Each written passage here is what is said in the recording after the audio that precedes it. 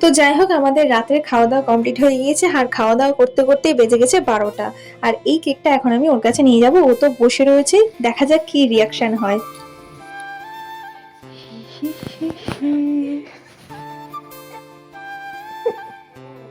বিশ্বজিৎ তো অবশ্যই সারপ্রাইজ হয়েছে, কিন্তু ওকে সারপ্রাইজ দেওয়ার পরে মানে সবকিছু কমপ্লিট হয়ে যাওয়ার পরে ও আমাকে খানিকটা বকেছে, কারণ ও 3-4 দিন আগে আমাকে বলেছে যে কোনো কিছু যেন না করা হয়, কোনো টাকা পয়সা যেন না খরচ করা হয়। কিন্তু দেখুন, বরের জন্মদিন বলে কথা, বউ হিসেবে তো সারপ্রাইজ অবশ্যই দেবো।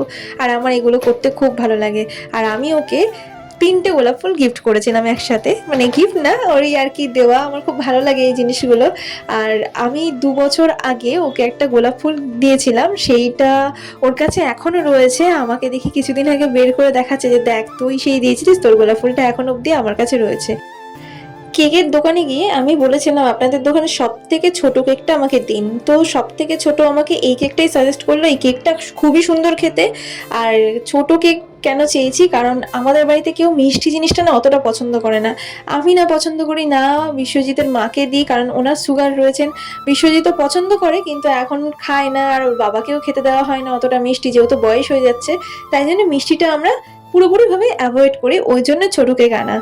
তো যাই হোক, আমি ওকে একটা ওয়াচ গিফট করেছিলাম। ওর যে আগের ওয়াচগুলো ছিল সেগুলো একটা ব্যাটারি নষ্ট হয়ে গিয়েছে, একটা যে কোনোভাবে নষ্ট হয়ে গেছে, একটা বেল নষ্ট হয়ে গেছে, আর রিসেন্ট একটা ওয়াচ ওর কাজটা ভেঙে যায়। ওই জন্যে আমি ওকে একটা ওয়াচ গিফট করি। আর ওয়াচটা আমি সেই দুর্গাপুজোর আগে থেকে কিনে রেখে দিয়েছিলাম, হ্যাঁ অনেকদিন আগেই আমি কিনে রেখে দিয়েছিলাম।